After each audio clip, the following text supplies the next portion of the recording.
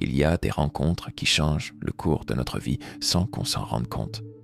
Des personnes qui, sans prononcer un mot accusateur, parviennent à tordre ce que nous ressentons, ce que nous croyons, jusqu'à redessiner en silence la manière dont nous percevons le monde.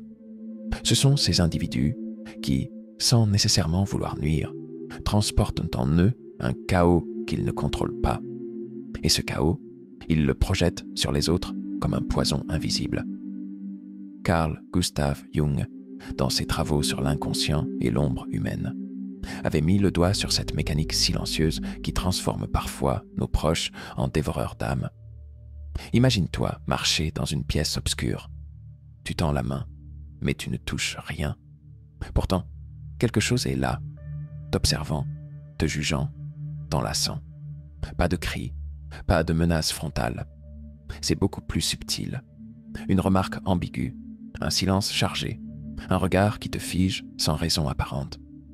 Et petit à petit, sans même t'en apercevoir, tu ajustes ton comportement, tu retiens un mot, tu changes un geste. Pourquoi ? Parce qu'une partie de toi sent qu'elle doit se protéger d'un danger qui n'a pas encore de nom. Ce danger, c'est la projection inconsciente.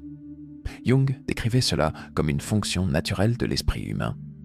Ce que nous ne voulons pas voir en nous-mêmes, ce que nous refusons d'intégrer ou d'assumer, nous le projetons sur les autres. Mais le problème, c'est que certaines personnes vivent dans cet état permanent, incapables d'affronter leur ombre, ce réservoir d'émotions, de désirs et de souvenirs refoulés. Elles finissent par voir cette obscurité partout, sauf en elles-mêmes. Le résultat ? Tu te retrouves transformé en miroir de leurs blessures non guéries. Je me souviens d'une histoire qu'un patient de Jung racontait. Il s'appelait Émile. Un homme ordinaire, sans histoire, si ce n'est qu'il se disait constamment vidé après chaque conversation avec sa sœur aînée. Elle ne le critiquait jamais directement. Elle l'écoutait, semblait attentive.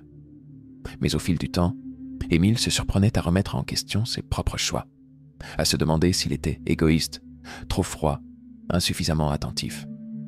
Et pourtant, personne d'autre dans son entourage ne lui renvoyait ce miroir déformant. Ce n'est qu'après plusieurs séances qu'il comprit. Ce n'était pas lui qui était défaillant. C'était cette sœur, inconsciente de ses propres failles, qui projetait sur lui ses carences affectives et son insécurité profonde. Le plus insidieux dans ce mécanisme, c'est qu'il n'a rien d'évident. La plupart du temps, tu crois aider. Tu te dis que cette personne est juste sensible, qu'elle traverse une mauvaise passe, qu'elle a besoin de soutien. Et c'est précisément là que l'engrenage se referme. Car en t'impliquant dans ce que Jung appelait un transfert de contenu inconscient, tu commences à t'approprier des problèmes qui ne t'appartiennent pas. Tes émotions se brouillent, ta lucidité vacille.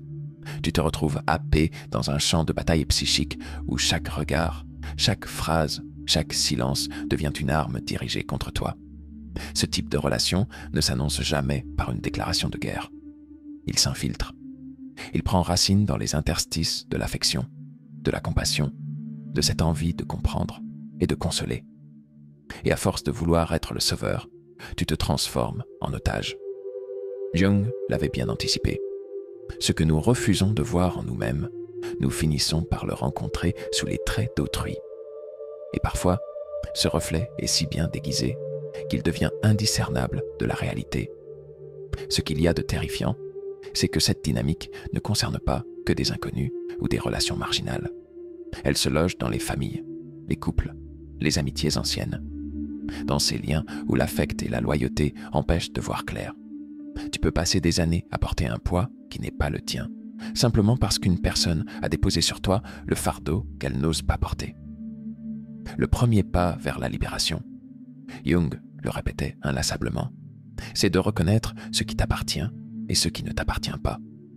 Apprendre à distinguer ce qui est ton émotion authentique de ce qui est induit.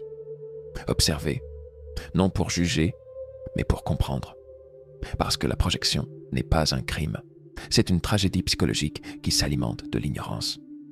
Et peut-être qu'en prenant conscience de ces ombres portées sur toi, tu commenceras à percevoir à quel point certains visages familiers dissimulent des guerres intérieures qui ne te concernent pas il était une fois un homme que tout le monde admirait.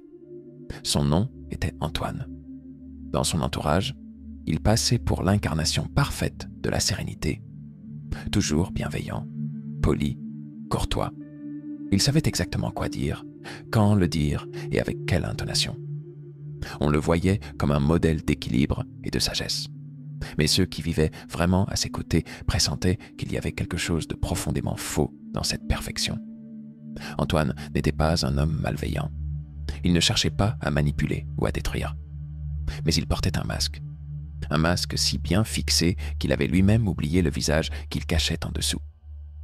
Jung aurait dit qu'Antoine s'était identifié à son persona, cette façade sociale construite pour s'adapter aux attentes de son environnement.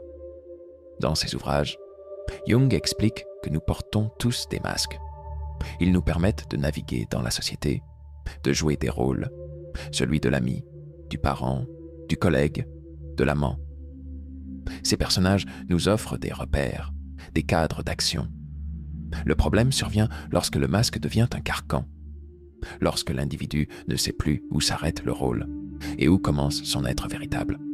C'est ce qu'Antoine vivait sans le savoir. Jour après jour, il jouait son personnage de l'homme idéal. Mais au fond de lui, des émotions qu'il refusait de ressentir s'accumulaient. Du doute, de la colère, de la tristesse. Il les rangeait soigneusement dans des recoins obscurs de son inconscient. Et plus le temps passait, plus son sourire semblait figé, ses gestes mécaniques, ses mots formatés. Ceux qui entraient en relation avec Antoine ressentaient rapidement un malaise diffus. Pas de cris, pas de conflits ouverts, mais une impression d'étouffement. Car Antoine attendait des autres qu'il participe à sa pièce de théâtre. Il voulait des sourires calibrés, des conversations lisses, des émotions contrôlées. Toute spontanéité était perçue comme une menace. Jung a mis en garde contre ces personnalités hyper identifiées à leur persona. Car en tentant de maintenir l'illusion de perfection, elles finissent par étouffer la vitalité psychique de leur entourage. Les personnes sincères, authentiques, un peu chaotiques par nature, deviennent vite mal à l'aise. Elles commencent à se censurer, à surveiller leurs paroles. Le naturel s'efface, laissant place à un climat aseptisé où rien de vrai ne peut émerger. Ce que Jung appelait le porteur de persona est donc cet individu prisonnier de l'image qu'il veut renvoyer. Et la tragédie, c'est qu'en se coupant de ses propres émotions, il contamine psychiquement ceux qui l'entourent. Comme Antoine, qui au fil du temps avait vidé son entourage de toute spontanéité. Ses amis étaient devenus des figurants, ses relations amoureuses des échanges stériles. Et quand, parfois, quelqu'un osait briser le scénario en exprimant une peine ou une colère, Antoine se refermait, fuyant ou disqualifiant l'émotion jugée inappropriée. Le drame de ce type de personnalité, c'est que cette perfection de surface masque souvent un profond mal-être. Antoine, dans ses moments de solitude, se sentait vide. Il ne comprenait pas pourquoi les relations sincères s'éloignaient de lui, pourquoi les gens semblaient s'adapter sans jamais se confier. Mais il était incapable de voir que c'était lui-même qui, en refusant ses propres failles, interdisait aux autres de montrer les leurs. Dans le langage jungien, plus on se coupe de son être authentique, plus on nourrit une ombre puissante. Et cette ombre finit par chercher à s'exprimer d'une manière ou d'une autre. Chez Antoine, cela prenait la forme de cauchemars récurrents, de crises d'angoisse nocturnes, de périodes de fatigue intense sans raison apparente. Comme si son inconscient frappait désespérément à la porte pour lui rappeler qu'il était encore vivant. Et pour ceux qui fréquentaient Antoine, le prix à payer était un lent étouffement intérieur. On cessait d'être soi, on entrait dans le jeu, on portait à son tour des masques, jusqu'à oublier qui l'on était vraiment. Jung disait que l'obsession de paraître finit toujours par tuer l'essence. Et cette essence, lorsqu'elle est piégée trop longtemps, transforme les relations humaines en théâtre morbide. Il ne reste alors que des rôles sans âme, des dialogues creux et des regards vides. Il y a en chacun de nous un espace obscur, un lieu sans fenêtre, où s'entassent les souvenirs qu'on n'a pas digérés, les colères qu'on n'a pas osé exprimer, les envies qu'on a jugées honteuses. On le nie, on l'évite, on le dissimule sous les bonnes manières, les sourires de circonstance et les discours sages. Mais il est là, toujours là. Carl Jung appelait cet endroit l'ombre. Ce que la plupart ignorent, c'est que ce qui n'est pas reconnu en nous ne disparaît jamais. Cela descend, cela s'accumule, et un jour, cela revient. Pas nécessairement sous la forme d'un scandale ou d'une explosion de rage. Non. Parfois, cela revient dans un regard qui s'assombrit sans raison, dans une phrase prononcée, un ton trop sec, dans un désintérêt soudain pour ceux qu'on aimait hier. Je me demande souvent combien d'entre nous vivent ainsi, avec une ombre qui les dirige à leur insu. Ces personnes, on les croise chaque jour. Elles sont calmes, discrètes, raisonnables, toujours polies, presque trop. Elles n'élèvent jamais la voix, elles ne se mettent jamais en colère. Mais il y a dans leurs yeux quelque chose de figé, une rigidité dans leur sourire, une tension dans leur posture, comme si derrière cette façade de maîtrise se cachait une tempête qu'elles s'interdisent de laisser éclater. Jung avait observé ce phénomène avec une acuité glaçante. Il écrivait que plus un individu refuse d'accepter certaines parts de lui-même, plus ces parts se renforcent dans l'ombre, jusqu'à le posséder entièrement. Et alors, ce qui devait être contenu se transforme en poison. Ce poison n'affecte pas seulement celui qui le porte. Il contamine aussi ceux qui l'approchent. Il suffit de fréquenter un propriétaire de son ombre refoulée pour comprendre ce que cela signifie. Ces personnes peuvent être séduisantes, charismatiques même. On admire leur calme, leur self-control. Mais rapidement, une impression étrange s'installe. Un malaise diffus. On sent qu'il est interdit d'être trop spontané, trop authentique en leur présence. La joie débordante les gêne, la colère les effraie, la vulnérabilité les dérange. Et lorsque quelqu'un ose exprimer une émotion brute, ces individus réagissent avec une froideur implacable. Pourquoi ? Parce que ce que tu laisses éclater, ils l'ont condamné en eux. Ton rire trop franc réveille leur tristesse enfouie. Ton cri de révolte ébranle le mur de contrôle qu'ils ont construit. Ta détresse met en lumière leur propre fragilité, qu'ils ont passé leur vie à dissimuler. Alors ils te jugent, te rabrouent, ou pire, te font sentir coupable d'être vivant. Le plus cruel, c'est que ces personnes ne sont pas conscientes du mal qu'elles font. Dans leur esprit, elles agissent pour le bien commun. Elles imposent le silence pour préserver la paix. Elles condamnent l'émotion pour maintenir l'ordre. Mais cet ordre est factice. Il repose sur la peur et la répression. Jung le disait, ce que nous refusons de confronter en nous-mêmes nous revient sous la forme du destin. C'est-à-dire que ces émotions et ces instincts, bannis, finissent par se matérialiser dans notre vie, à travers des situations, des accidents, des crises, ou des personnes qui viennent jouer le rôle du miroir. Et plus l'ombre est niée, plus violente sera sa manifestation. Un individu qui passe sa vie à réprimer sa colère risque un jour de la voir exploser pour une broutille. Une personne qui s'interdit toute envie de transgression peut sombrer dans les extrêmes du contrôle, de la moralisation ou de la persécution des autres. Il y a un prix terrible à payer lorsqu'on refuse d'habiter pleinement son humanité. Car l'ombre contient aussi des trésors, notre audace, notre créativité, nos désirs véritables, tout ce qui rend l'existence vibrante et sincère. En la condamnant, nous sacrifions notre vitalité. Vivre aux côtés d'un propriétaire de son ombre refoulée, c'est comme marcher sur un sol fragile. À chaque instant, une fissure peut s'ouvrir sous tes pieds. Ce n'est pas l'explosion qui est la plus douloureuse, c'est l'attente de cette explosion. C'est cette tension permanente, cet étouffement sourd. C'est cette impression que quoi que tu fasses, quoi que tu dises, ce sera de toute façon mal interprété. Alors la question se pose. Et toi ? Quelle part de ton être as-tu reléguée dans les oubliettes ? Quelle émotion ? Quelle pulsion ? Quel rêve as-tu enfermé parce qu'il dérangeait le décor ? Car tant que tu n'auras pas répondu à cela, tu resteras vulnérable à ces dynamiques, prisonnier des projections des autres et de tes propres fantômes. Il existe une catégorie d'individus que l'on reconnaît rarement au premier regard. Ils ne crient pas, ne frappent pas, ne manipulent pas dans l'ombre. Ils prêchent, ils se présentent comme des modèles, des exemples de vertu, des références morales. Leurs armes? Les principes, les normes, les règles.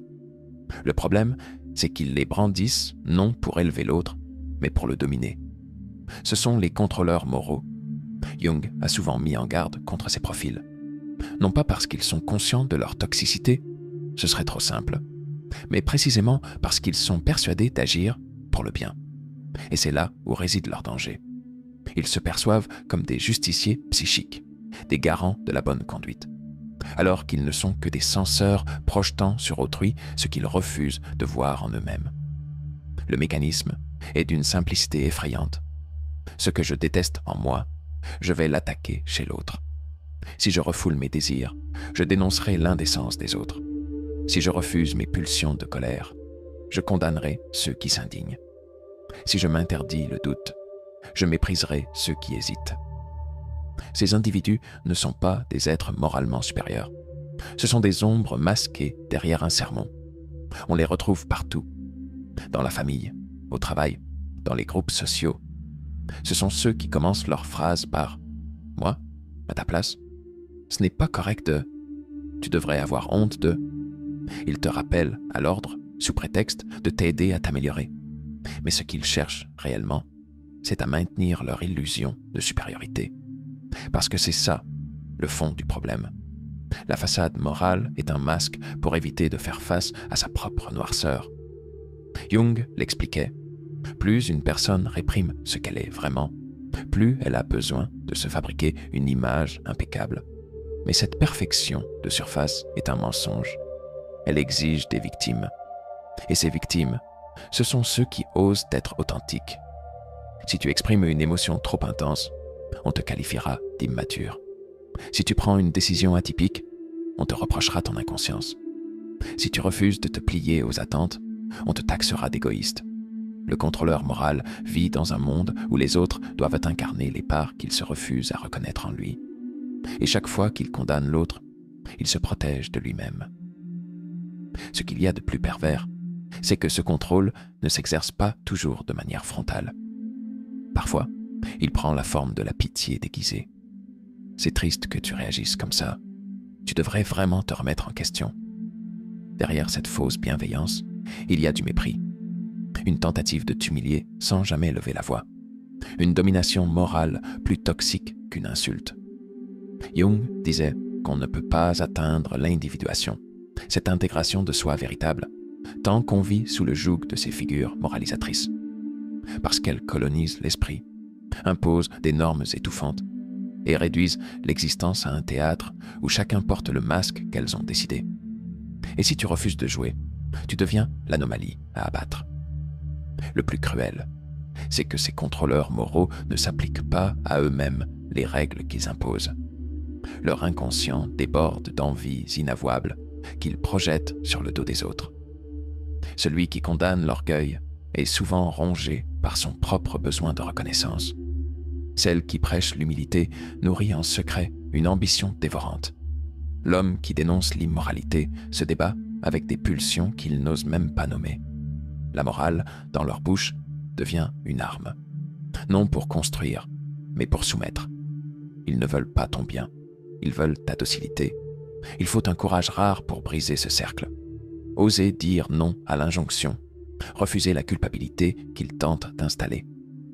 Car ils savent manier la honte comme personne. Ils font passer leur oppression pour de l'aide, leur autoritarisme pour de la sagesse. Et tant que tu restes sous leur regard, tu ne t'appartiens plus. Jung affirmait qu'une société où domine ce type d'esprit finit par asphyxier ces individus. Les créatifs étouffent, les sensibles se taisent, les audacieux disparaissent. Il n'y reste que des clones moraux, dociles et meurtris. Alors la question n'est pas seulement de repérer ces personnes autour de toi, c'est aussi de vérifier à quel point leur regard vit encore en toi